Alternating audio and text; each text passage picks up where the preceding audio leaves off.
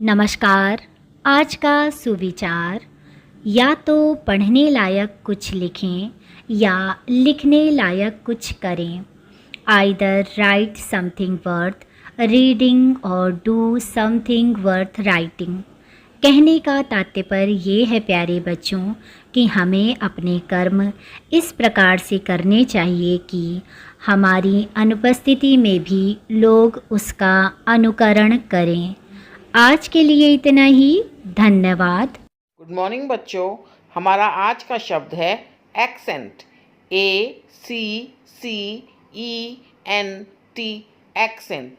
Accent का अर्थ होता है लहजा, भाषा की क्षेत्रीय उच्चारण शैली। उदाहरण के तौर पर हम अपने दोस्तों को इंग्लिश में बोलते हैं फ्रेंड्स, वहीं अमेरिकन इसको प्रोनाउंस करेंगे फ्रेंड्स। हमारे ही देश में अलग अलग जगह पर शब्दों को अलग अलग उच्चारण से बोला जाता है। जैसे बंगाली मिठाई रसगुल्ला को हम सभी सफ़ेद रसगुल्ला या सिर्फ रसगुल्ला बोलते हैं।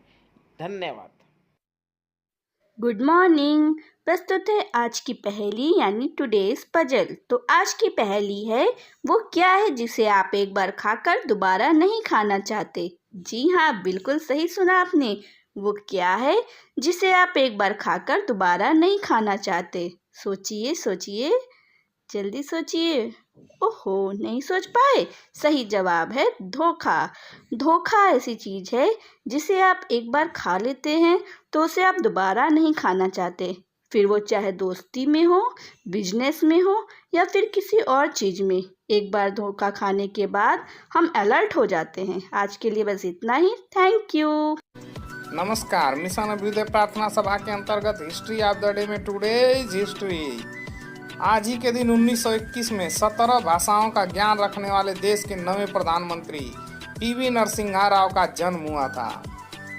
आज ही के दिन 1919 में वर्साय शांति संधि पर दस्तखत के साथ प्रथम विश्व युद्ध खत्म हो गया था। धन्यवाद। सुप्रभात। आज का विशेष, वर्साय की संधि। प्रथम विश्व युद्ध के बाद पराजित जर्मनी ने 28 जून 1919 के दिन वर्साई की संधि पर हस्ताक्षर किए। इसकी वजह से जर्मनी को अपनी भूमि के एक बड़े हिस्से से हाथ धोना पड़ा। उनकी सेना का आकार सीमित कर दिया गया और भारी क्षतिपूर्ति थोप दी गई। इसे जर्मन लोग अपमानजनक मानते थे और यह द्वितीय विश्व युद्ध के कारणों में से एक थी। धन्यवाद। गुड मॉर्निंग बच्चों, मैं लेकर आया हूँ टुडेज़ क्विज और आज का हमारा पहला प्रश्न है, हिंदी भाषा की लिपि कौन सी है? तो बच्चों इसका आंसर है हिंदी भाषा की लिपि देवनागरी लिपि है और इसको नागरी लिपि भी कहा जाता है। आज का दूसरा प्रश्न है, हिंदी भाषा का प्रथम समाचार पत्र कौन सा है? उदंत मार्तंड हिंदी भाषा का प्रथम समाचार पत्र है।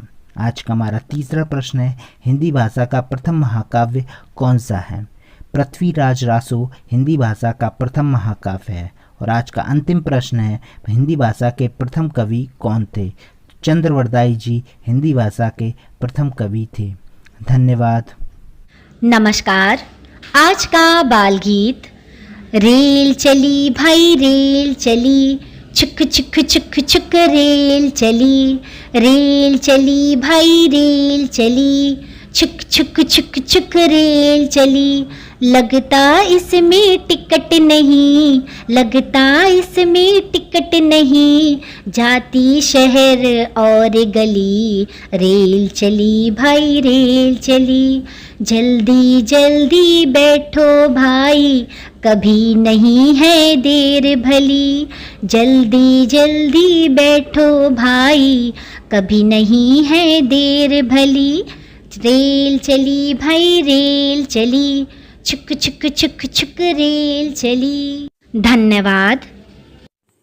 गुड मॉर्निंग प्यारे बच्चों, मैं आज एक बहुत ही मॉरलफुल स्टोरी लेकर आई हूँ जिसका नाम है मुर्गे की अकल ठिकाने। जैसा कि इसका नाम सुन के ही पता चल रहा है कि ये स्टोरी एक मुर्गे पर आधारित है, तो चलिए स्टोरी को शुरू करते हैं।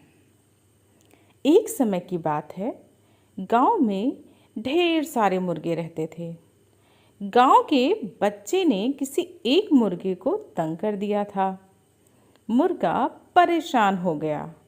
उसने सोचा, अगले दिन सुबह मैं आवाज़ नहीं करूँगा, सब सोते रहेंगे, तब मेरी अहमियत सबको समझ में आएगी और मुझे तंग नहीं करेंगे।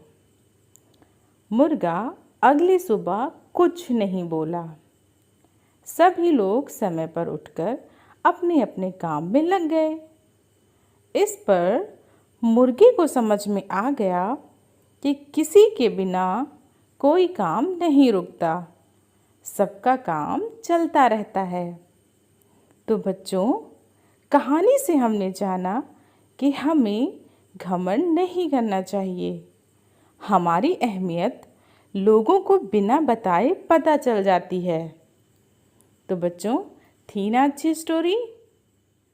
Thank you. नमस्कार। आज मोटिवेट और सेल्फ का विषय है टीम वर्क का महत्व।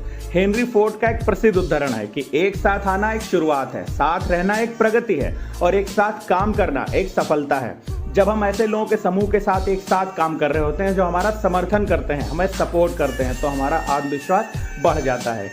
एक टीम में हमारे बीच आपसी समझ अधिक होती है तथा हम अस्वीकृति के डर के बिना अपने विचारों को अधिक आत्मविश्वास से रचनात्मक और मुखर होकर साझा कर पाते हैं। टीम में काम करते हुए हम विभिन्न प्रकार के कौशल और प्रतिभा वाले लोगों का सामना करते हैं जिनसे हम कुछ नया सीख पाते हैं। टीम वर्क से हमें एक दूसरे के दृष्टिकोण को सम्मानपूर्वक समझने का मौका मिलता है जिससे आपसी विश्वास, सहयोग और सार्थक रिश्तों को बढ़ावा मिलता है। एक टीम में जिम्मेदारियों को समान रूप से साझा किया जाता है जिससे हमें वो काम का बोझ जैसा नहीं लगता।